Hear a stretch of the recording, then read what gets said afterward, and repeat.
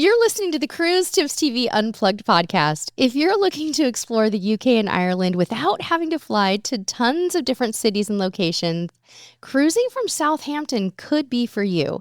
Today, I'm joined by Ronan Ryan from Explore, Cruise, Repeat. Ronan is the host of the Port to Port podcast and has visited 41 countries and spent 71 days at sea.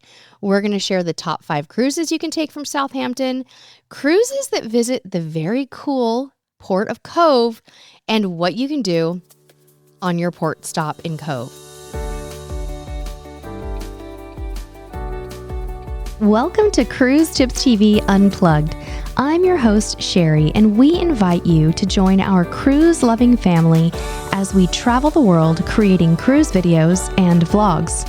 In this podcast, we talk tips, tactics, and strategies to help you make every cruise your dream cruise. Ronan, welcome to the show.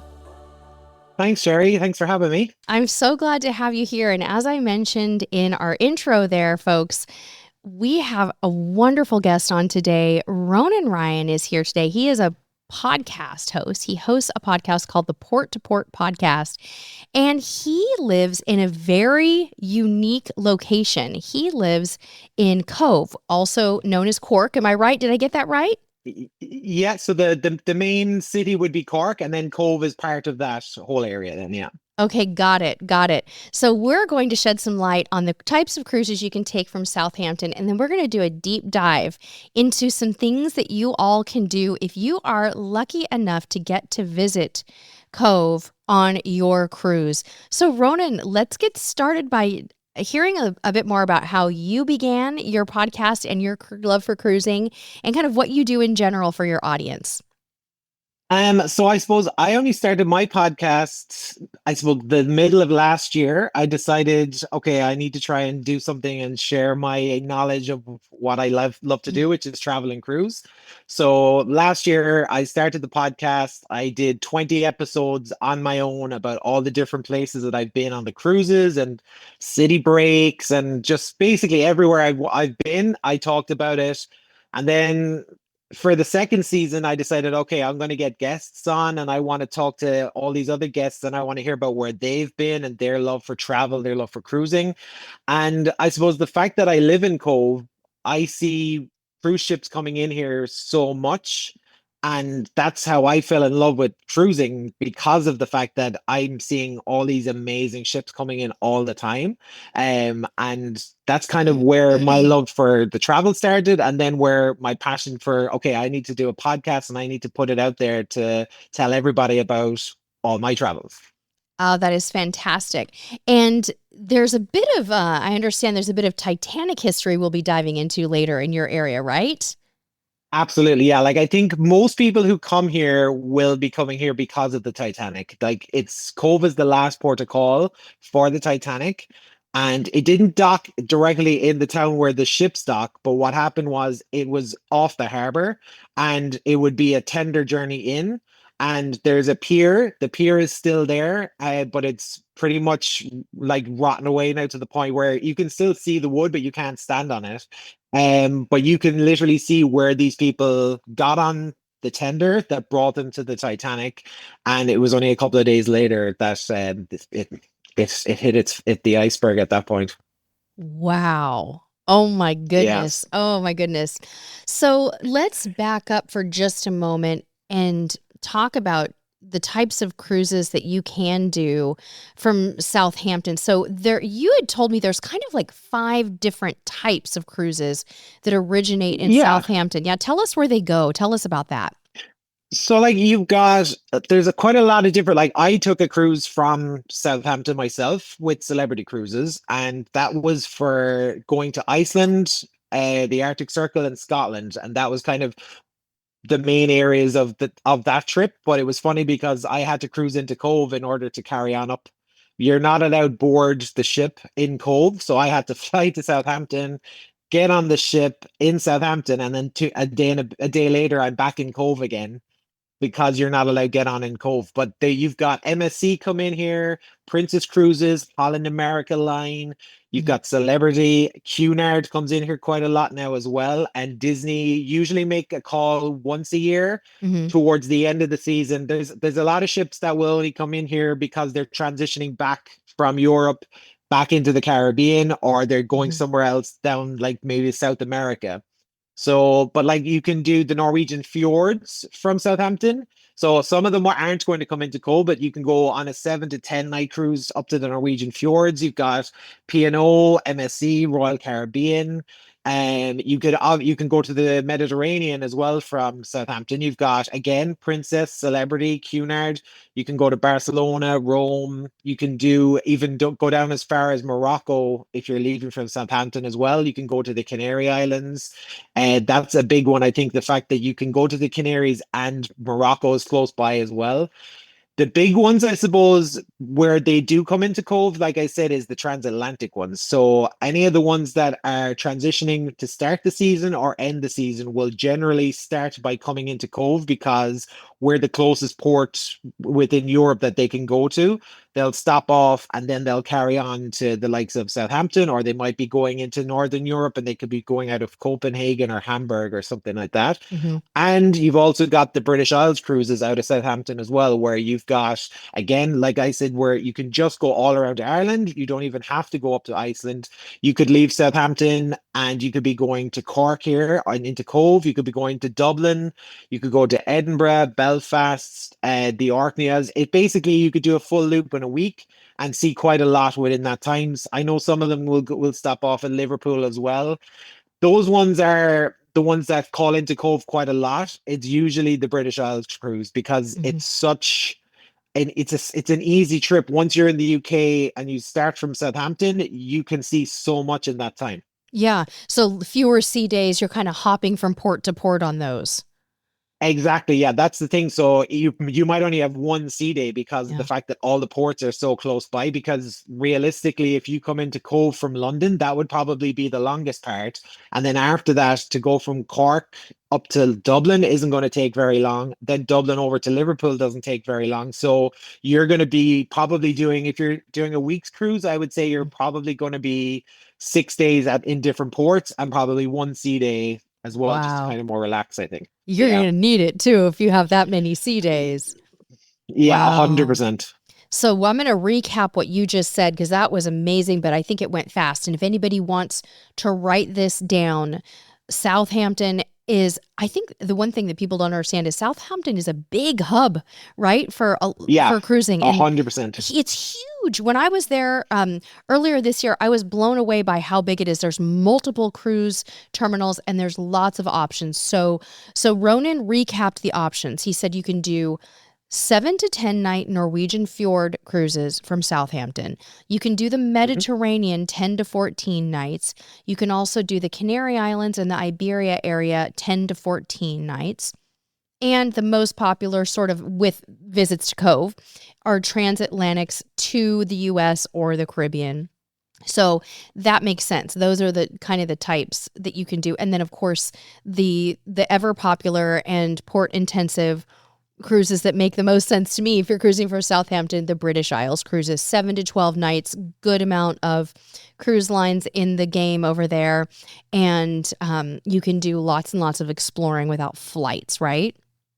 100%. Yeah, Cool. that's what's good about it. Like even for me, when I did it, it was a quick flight from Dublin to Southampton, and then you're at the port within 10-15 minutes from the airport. So it is very, very close. Okay. Obviously, if you have to fly into London, Mm-hmm. it is maybe an hour and a half, maybe Yeah. 2 hours from London, I'd say, is it? And Yeah. then Mm-hmm. but like if you're able to like with me, I was able to fly direct on a regional flight with Aer Lingus, and Oh. we were able to go into the Southampton airport, which is a smaller airport, and it takes those smaller planes. So that is handy then as well. Oh, that's cool. I didn't realize that. I assumed you had to go into Heathrow or Gatwick. That's so cool to know. Yeah, that's what's handy. So if Mm, you are, we'll say you might have gone into a different airport and you could be in Manchester for a couple of days. More than likely, you could potentially get a smaller regional plane hmm. that would bring you to Southampton so that you don't have to actually fly into Heathrow and then have to get a train. Sure. Okay, awesome. And so just to quickly tell people, we're going to move into talking about Cork and Cove. What cruise lines visit Cove? So we would have, on average, over about 100 cruise lines come into Cove. Now a lot of them could be repetitive cruise lines, like for Royal at the moment this year, not Royal, sorry, for Princess Cruises this year, it's Regal Princess. That's coming in quite a lot this year. And for Celebrity, it's Celebrity Eclipse. For MSC, I think for MSC, they've got a couple that are actually coming in this year. But they have Preziosa's coming in a bit. You've got Seven Seas, you've got Norwegian, you've got I'm just trying to think of the other ones. You've got Ada comes in. Mm. Um, the Crown Princess comes in at 1 or 2 points as well. Again, if some of them are kind of going back and forth from somewhere else, they might just literally visit once and then move on. Whereas the Regal Princess does come in quite a lot. Celebrity comes in at least twice a month. And then you've got Queen Anne. That's going to come in August. I think it's coming in around the first week of August. So you've got quite a lot of cruise ships. And as I said, around 105 of them will probably come in throughout the year, starting usually in April, and it runs. The last cruise I think is in around October, November. So they Wow. do run quite a long time. Mm-hmm. 93 to 94 of those cruise ships will call to Cove. The Okay. other ones will kind of dock. It is within a tender distance away. Some of the cruise ships will put a tender on and they'll run it to Cove. Mm-hmm. It's kind of like a docklands area. If there's two ships in at the same time, you could be the unlucky one that it has to go there. And then they'll have to bus people to Cove and bus Oh. them to Cork City. So that is, I think sometimes, like I've seen where Princess Cruises and MSC both come in at the same time, and it Mhm. seems like Princess get the nod more than MSC. MSC usually ends up having to go to the bad port. It's just Yeah. annoying because it's just that bit outside. But there's a lot of options in relation to traveling here, though. It sounds like it. Oh my goodness. I can't wait to look up some photos and try to get a visual for what it's really like there. I imagine that it's this sort of rugged coastline and beautiful little homes dotting the seaside and are there like little islands and things all around? I mean, tell me more about the like what you So see when we you approach. Oh yeah, so like when you're coming in from the harbor, you're kind of coming in and it is kind of rugged coastline to the Hmm. right of you, and Hmm. then you're kind of coming in and it's actually where the harbor is. Hmm. It's the second largest natural harbor in the world. So Wow. Sydney is number one, we're number two. Mm. So that's something that we've got going. Wow, that is so And yeah, cool. yeah, so then when you come in, there's two islands that will kind of be in front of you that you have to kind of go around in order to get to Cove, but Cove is actually also on an island as well. So Cove is on an island called the Great Island, Hmm. and it's a town in on the Great Island. Okay. But you'll also have Spike Island, which is Ireland's version of Alcatraz. We used to have a jail there, What? and yeah, so we like that's a big thing for people coming here as well because we've got the jail and it used to be like it was a jail for a long time. Prior to that, it was an army camp and there's a lot of history there. Like you've got graveyards over there and they even in October for Halloween they do like late night ones where they tell ghost stories and bring you around at night and you're only carrying like a Oh. candle or a torch or something like that around with you. So it's really cool. Hmm. And the other island that you'll see when you come in as well will be Haulbowline Island. Hmm. And that's the central hub of the Irish Navy. So that's actually the main naval base for our Navy. Oh, wow. So you'll actually be kind of, as the ship is coming into port, you'll have the cliffside of the mainland on the right, and directly in front will be Spike Island. Hmm. And then you basically are going to be going around, circling around, and then you come into Cove. The ship will do a full turn, Hmm. and the good thing about Cove is it will literally dock in the center of the town. Oh, It's wow. you are at most a 2 minute walk from the What? smack bang center. Yeah. I love that. Oh, that sounds so good. I love how you mentioned the cliffs too, right? I can almost picture it in my mind. That's one thing we all think about and dream about when we think of visiting Ireland. Yeah, like considering I've lived here all my life, it was amazing cruising into Cove for the Mhm. first time and even cruising out of Cove because Oh. as you're cruising in, you've got the cathedral up on the hill, and the cathedral is just this massive Oh. Gothic structure and it's very Oh. tall. And then you've got the seafront houses are all multicolored, and it's Yeah. all like you're literally seeing because Cove is full of hills, and because it's full of hills Mhm. you're seeing all the different roads that are going off with all the different colored houses. And like that's what's I think one of the main attractions as well is the fact that we've got what's called the deck of cards and the Mhm. cathedral, where you can get a photograph. I think I actually sent it to you after we had done my Oh, episode of yeah. my podcast with Mhm. me, and it's you've got the deck of cards with the houses, all different colors, Oh. and the cathedral Yes. sits directly behind, and it just makes the most perfect photograph. A lot of tourists will be aiming for that when they come here as well. That must be where I had the image in my mind. I love it. So tell us a little bit about kind of the history of Cove and then roll right into some fun things and some key attractions for cruisers. Fill us in. I mean, it's a Okay, yeah. short visit. You can't do it all, but what are Yeah, some like recommendations? that's the thing. I suppose you've only got a certain amount of time here. So Mhm. the first thing I suppose when we're saying Cove, we're saying it and you're hearing it as Cove, Right. but the C it's actually spelled Cobh, and that would be the Irish pronunciation is basically what you're saying. The BH is how we pronounce our V. So originally it was called Queenstown because when the British ruled Ireland, they had it called Queenstown. And eventually, after Ireland gained its independence again in 1916, they took the name back, and Cove basically came from that. And it became a key, it was always kind of a key part for transatlantic ships. Cove has got a massive connection to Ellis Island because in New York, and I've actually been to the place in Ellis Island that I'm talking about. So here in Cove, there was like I think 2.5 million people emigrated from Cove along, like you're talking between 1848 roughly to about 1950. You're talking 2.5 million people who emigrated, and the majority of them would have ended up in New York on Ellis Island, and then obviously they carried on throughout all of America then Mhm. at that point. But there's actually a statue in Cove, and it's of one of the first known people to travel. Annie Moore is her name, and her two brothers as well. So there's a statue in Cove of Annie Moore and her two brothers. And if you go to Ellis Island, there's a statue of her made by the same sculptor. And it's a massive link for us with New York because of the fact that we've got these statues and there's such a history because these people were leaving our shores to potentially never come back again and start their Wow. life in America. And like Mhm. that's what the big history about when you come to Cove, Mhm. there's huge history of all the people who are traveling from Ireland to America. Mhm. And we've got directly where the ship docks is we have the Heritage Center. So literally you've got the ship docks, you go around the corner and you're in the Heritage Center.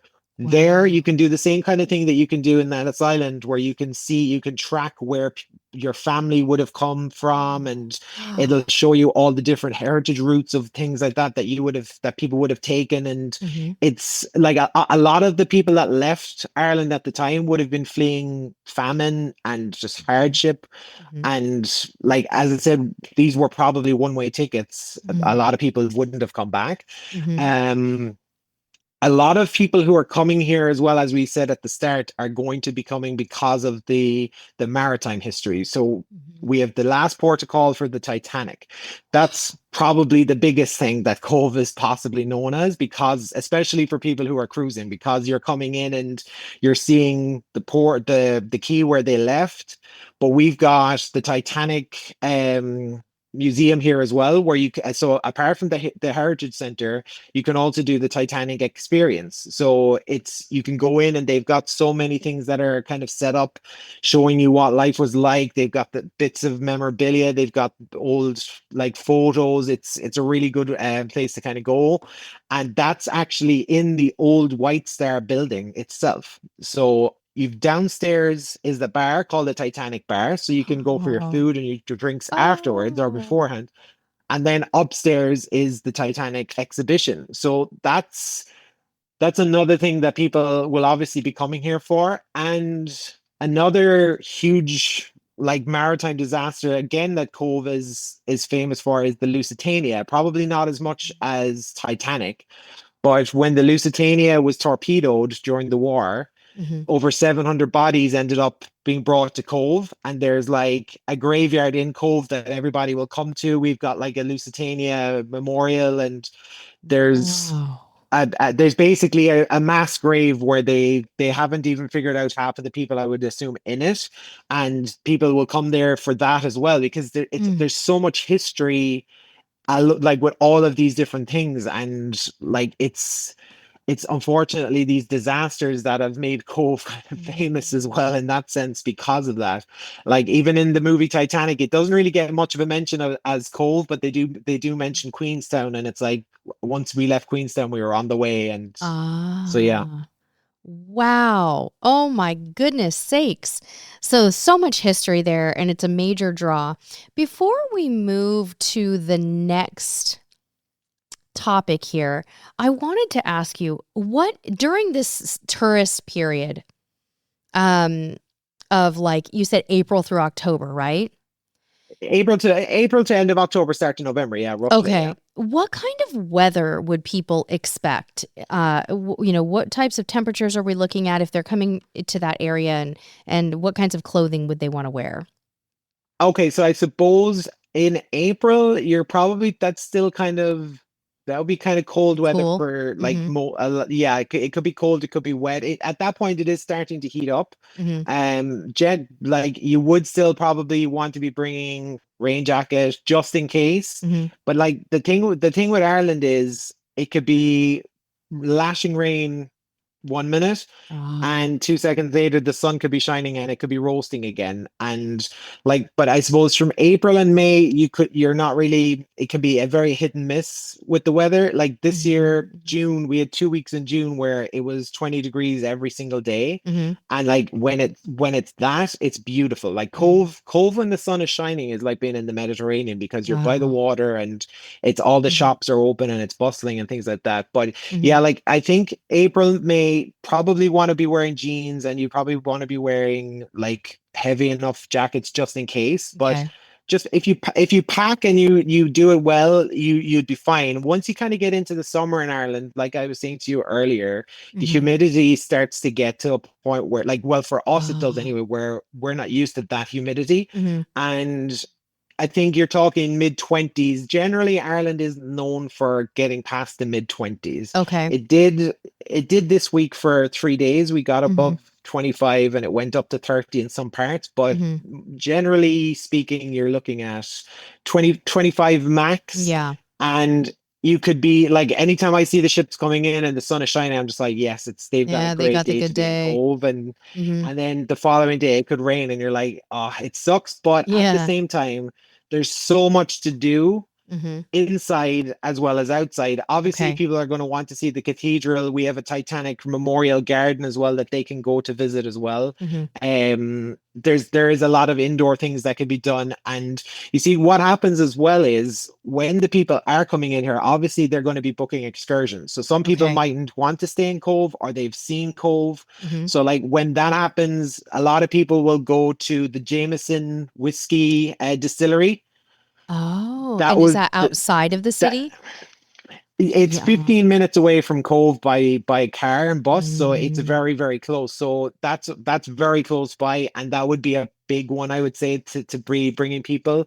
Also, would be the Blarney Stone. Everyone wants to go and kiss the Blarney Stone. Yes. So yeah. So like you've got a lot of different things that are quite close by Mhm. within a drive. So if you're here for a 12-hour you'll get a lot in. So you've got Spike Island, as I said, you've got Mhm. Blarney Castle, you've got the Jemison. Some people, again, where the cruise docks, the train station is right there. So some Okay. people might just want to go to Cork City and just go shopping. They might just want to explore the main city because obviously Cork City would be a bigger city, whereas Cove is a small town. Okay. Cove's maybe about 15,000 people living in Mhm. Cove, whereas Cork is a big city. Big. Uh-huh. And they're all the main shops and all the main thoroughfares are kind of up there. But Mhm. the history, if for me, the history is in Cove, but if you want other things, Mm. you have to kind of go outside of Cove for some of them. But I think the Mhm. Jemison would probably be the biggest outside of Cove, I think.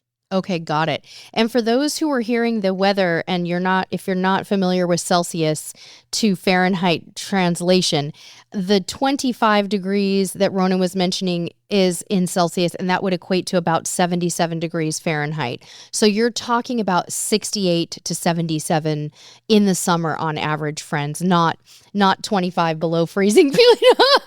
We don't have to worry about that. So Yeah, I want to make sure I understand just the juxtaposition of Cove is as it sits in Cork. So Cove is in County Cork, right? Is exactly. that right? Okay. Got Yeah. it. Got it. Okay, sounds perfect. And you had briefly said too, you can DIY, kind of make your own shore excursions for the day if you want to, but most people they do book organized tours, eh? Yeah, Okay. I would think as somebody who came in here on a cruise and I've seen what way the excursions work on the ships with celebrity at the time, Mhm. they don't tend to advertise Cove. And that's the one, and I actually spoke to somebody Oh. on Celebrity about that. Mhm. Even like I did ship visits in Cove. I've been on MSC, I've been on Princess while the ships have been docked in Cove. I've been able to go Mhm. on board and tour the ships. Mhm. And that's the one thing that annoys me when they're docked in Cove, they won't put it as the ship is docked in Cove. They'll put up a lovely picture of the cathedral, but they'll Mhm. say Cork, and I Cork know. is yeah. So that's where they're kind of advertising more Cork City, Mhm. and they're kind of taking that part. Like I get it that they have to obviously sell excursions, and because the ship is docked centrally, Yeah. they're not going to be selling that many excursions. But yeah, Mhm. there would be quite a lot of buses alongside the ship ready to take people, and they'll Okay. like some people could go as far as Killarney Oh, wow. as well. But yeah, so like it really depends. But I would say the way the ships are working it, I would think at least probably 60-70% of people are going to leave Cove rather than visit, like, Ah. or else when they come back, they might have a quick trip into the Heritage Center and get Mm. something there. Mhm. But I think maybe some people just want to go and do something else and they kind of see the town as being just the port and Yeah. they want to do something else. Right, but it's surprisingly more than that, which is why 100%. we have you on. Yeah. Yeah, there's so much more to Cove than just the port itself. There's like, as I said, you've got Spike Island. That's a massive draw on itself, just having Mhm. Spike Island. Now, the one thing I would say is with Spike Island, if any of your listeners are interested and they are coming to Cove on a cruise, Mhm.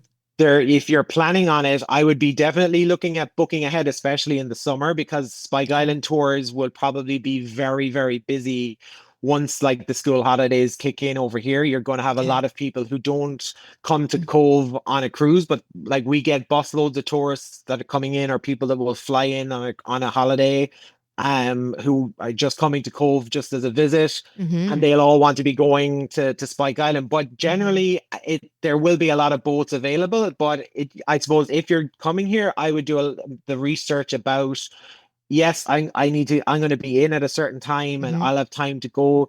The walk from where the port is to where Spike Island's launch will go from, because it's a little boat that will bring you over there. Yeah. It's a 5 minute walk. It's a five Oh, minute wow. walk at most. 5-minute walk from the Yeah. ship, and then a short ferry ride from Cove takes you over to Spike Island, which you guys will remember was like they called it Ireland's Alcatraz. That's so Yeah, fun. exactly. So there was a Yeah. monastery, a fortress, and a prison out there. Yeah, there was a lot of like, and there would be like it's a former fortress, a monastery, the prison, I suppose, would be what Mhm. everybody would have known it for now. And then, like what they do now is they have loads of different celebrations over there. Like they'll have fireworks for some sort of specific thing, and they'll get Mhm. loads of people over, and it'll be a big place to have fireworks and music. I think a Yeah. couple of weeks ago they had like a drag car show that was on in the main thoroughfare. Ooh. Again, if people are coming here, and they might end up coming here in October, and they might be lucky enough that they will do a late night one. I've done that, the late night trip twice, and Hmm. it's amazing. It's really well worth it. All the different stories that you hear from Spike Island's past, basically. That sounds so cool. I love it. So one thing we didn't get to talk about at the beginning of the show was your cruise history, Ronan. Tell us about where you've cruised from and some of the destinations you've been to. So I've done 10 cruises so far. I've done seven with MSC, Wow. two with Celebrity, and one with Princess.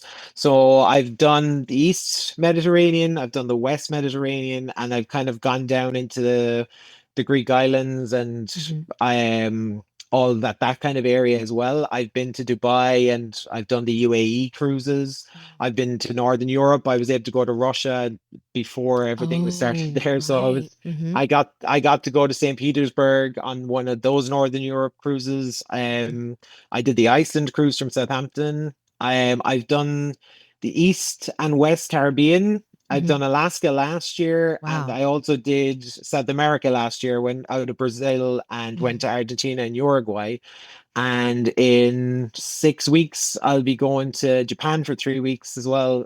So I'm counting Oh, down for that as well. amazing. But did you say I forgot, were you cruising? Yes, you're cruising in Japan, aren't Yeah, you?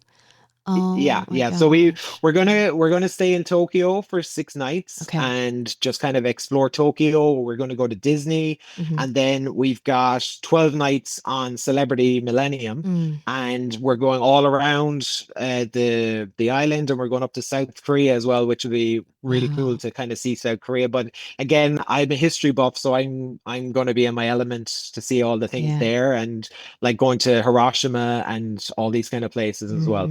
Yeah. Now, does your cruise end in Seoul in South Korea? No, it Oh. starts in Yokohama, and it ends in Yokohama. So it's Oh, doing a full circle of circle. the islands. So it's, yeah, it's great. Yeah. With Celebrity. Oh, that's going to be beautiful. So you're going, you said it's a still summertime. So it's is it end of August for you, I think? Yeah, yeah, it'll be we fly out at the 23rd of August, and Mm. we have a week there, and I think the ship that we start on the cruise are on the 30th of August Mhm. until the 11th, I think, or 12th of Mhm. September. But yeah, I think at the point we get there, technically it's still gonna be really hot there, but I think Yeah. it also kind of kicks into their typhoon season as well. Right. So we don't know what weather, but it, like, from looking online, it's going to be very, very humid, and Mhm. it's still going to be in the 30 degrees Celsius as well over there. I think so. When we went in August, now granted, we were there a few weeks before you. I think we did something like maybe the 6th through the 15th. It was so incredibly hot and so humid. Hydration, tank tops. I mean, just it was unbelievable, especially if you're kind of going down south. It might get even more so, but I know you're going to have just the time of your life and enjoy it so much. Now, I have a question for you. Yeah. I was doing a Mhm. little research on Japan too, and I got to tell you, I cannot believe how expensive the hotels have gotten in Tokyo. Were you able to find a deal, or did you just bite the bullet and and have to pay the big prices for a hotel? We got a hotel for 6 nights in Shinjuku, Hmm. and it was an APA or something like that, I think Hmm. the name of it is. And I Hmm. don't think it was that expensive. I think it was 500 euros for 6 nights. And I think it's like a 3 or 4 star hotel. But I booked this What? last year. Like I knew, like, anytime we're booking cruises, we will immediately pre-plan everything. Oh my And goodness, you did good. You did good. I yeah, I was just looking at it and it was more like $500 per night. And okay. that was not even a fancy hotel by any means. I think you did good by booking it early because it is bad. I'm looking at my conversion app here. Did you say it in pounds or euro? In In euros. euros? Okay, so let me see what the conversion would be. I don't think it's that different. Let's see. Do I have my euro? I don't have my euro app, but it's not terribly different, I don't think. So I'm looking at it now, and I Okay. paid for 6 nights 482 euro. What? Yeah, Okay, and that's for it's a 3-star hotel in Shinjuku, and it looks amazing. So that I is if miraculous. anyone's listening, I would be planning well in advance. But I booked that cruise in May of last year while Okay. I was on um when I was on the other ship on Celebrity. So we knew that we were coming into it. So I Yeah. was able to get it from that point then. Okay, random tip from Ronan, book your Tokyo hotel early. Or yeah, Ah.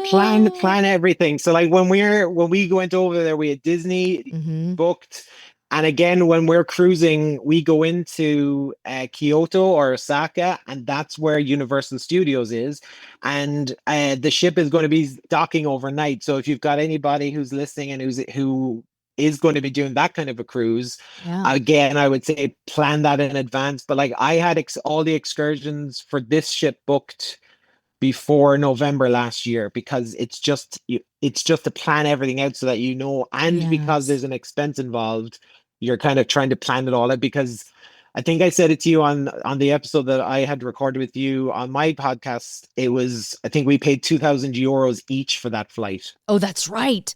I remember Yeah. that.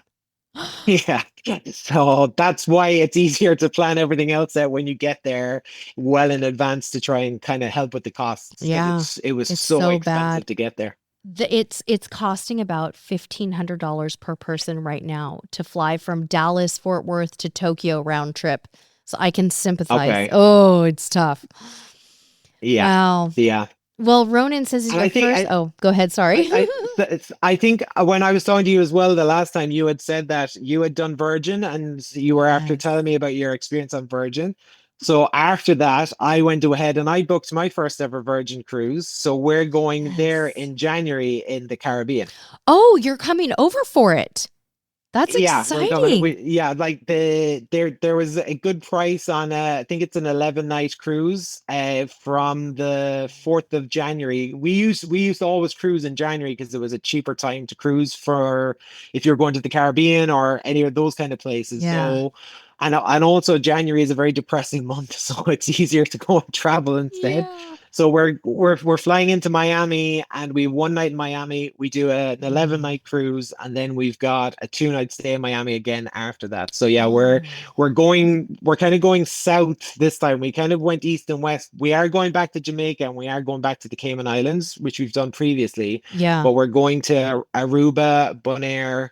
And one of the main reasons we booked it as well is because it goes to Colombia. So it'd be cool to see Wow. Colombia as well. That's going to be amazing. Well, I think you're going to have so much fun on that Virgin cruise for 11 nights, and I know you'll get to try all of the food. That's the best part about having that extra time is you'll really get to enjoy all of those included restaurants. Yeah, we've looked up quite a lot of videos now, and we've seen all the different things, and the fact that it's all inclusive versus normally the speciality has that extra charge. So we're looking Right. forward to sampling everything. Yeah, exactly. The ship size is so nice too. Sort of easy to get on and off the ships for the most part. I mean, you'll get some crowding when you're coming back on, but you learn to navigate it. The ships are a little bit quirky in their layout, but you quickly do figure it out. Sounds like it's going to be just wonderful. And I love January in the Caribbean. I mean, you don't have Yeah, to worry about the hurricane season, and like you said, you're escaping the cold, right? And you're yeah, going to just come back with a tan and have such a relaxing time. exactly. Like this, I think this is our third time going to the Caribbean, and it will be January every time we've gone there as well. So Yeah. it's we've planned it so we get over Christmas because this year January just went so slowly. So we're like, we need to do something in January. Yeah. So that's why we decided. And Virgin was something that was high on our list for a while, but it was to try and find something that suited us that we could experience the ship, and that was what Mm. we came on. And it was we got a good deal. I think it was like we got the flights. Flights weren't too bad we had to go from Cork to London and then London to Miami, but we're actually Mm. flying with Virgin Airways as well. Oh, cool. And that was around €1,000 per person. And I think the ship for the cruise for an ocean view, I think it was what we got, and it was like €1,200 each as well. So again, it wasn't bad considering it's Wow. an 11-night cruise. That's So excellent yeah. for 11 night cruise. Not bad at all. Yeah, so we're happy. So we've got two Yeah. cruises to see. That when we come back from Japan, we're not going to be too depressed because we've got something to Yeah. look forward to again Did you get straight a away. balcony or an ocean view on Virgin? No, it was working out way more expensive to Hmm. go for the balcony, so we Okay. just said no, look, we'll just get You'll an be ocean fine. view and Hmm. we'll be fine. Yeah, they have some great outdoor space. You'll enjoy all of it. Yeah, Oh, like I we love it. we can if we really want a balcony at some point, we can do like one in the Mediterranean Yeah. with them, and we can try do one that way. Maybe they'll offer you a last minute upgrade for a cheap price. Who knows? Hopefully, And fingers crossed. the only reason I would take it is because of that hammock on the Virgin balcony. It's pretty darn sweet. Yeah, everybody has said that about the hammock, Yeah. and it's like, yeah, that is the only thing I was like, oh my God, I love the hammock, but Yeah. there was a drastic Massive. jump in price, and Yeah. if you see if we weren't living in Ireland and we didn't have to pay €1,000 to get there, Yeah. it's no problem whatsoever. But Sure. there's just that extra charge, and it's a 9 hour flight to go from London to Miami, so then you're having to pay extra leg room, and it Yeah. all adds up. So I suppose it's the cost savings on one thing in order to afford the other That's kind of right. And to be is able to cruise more, right? I'd rather cruise more exactly than, yeah. exactly yeah. Yeah. Awesome. All right. Well, we love to close out our shows with a series of rapid fire questions for everyone who's on the show first time. You can just answer first thing that comes to your mind. I already know the answer to the first one for you. It's a cruise line you've sailed the most with. You already told us, but tell us Is again. it MS? It's MSC. Yeah, MSC MSC. Cruises. Favorite MSC ship? Probably the Meraviglia, or Mm, yeah, I think the Meraviglia because it was just they had the whole like run, like the way they kind of copied yeah, Royal, and they had like right. the inside. Yeah, that was cool with the LED The screen and stuff. But Galleria. Isn't it beautiful? yeah, it's Yeah. amazing. Yeah, All right. Balcony, outside or inside? I would always pick balcony if I can afford Okay. it. Yeah, First thing you do when you board a ship? straight to the buffet.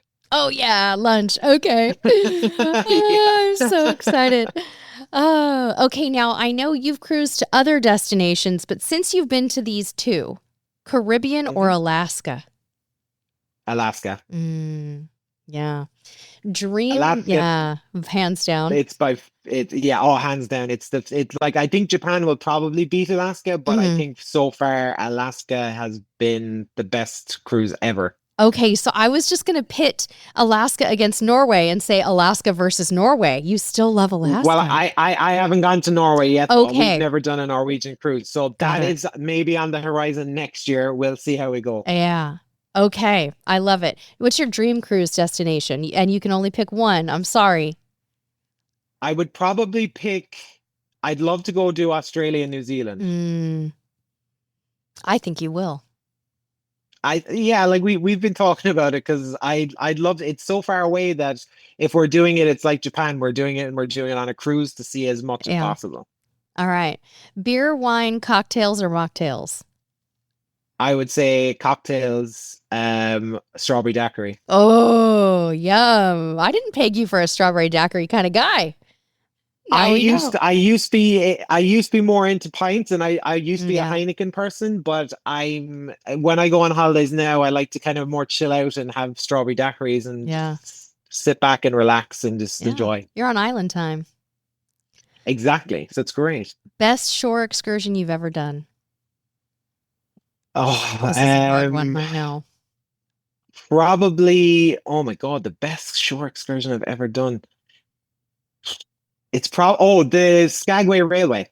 Oh, the White Pass Rail. Isn't that just Oh so, my God, it gets in yeah, here, it gets in your heart. It just, oh, it was amazing. Like it was funny because we started on the ground and it was kind of misting. mm, Then we got up and it was dry, but the snow was still there. And then on the way back down, it was lashing rain. And then by the time we got next to the ship, the sun was shining. It was like we went through so many different weather systems on the way up and down. Like oh, isn't that magical?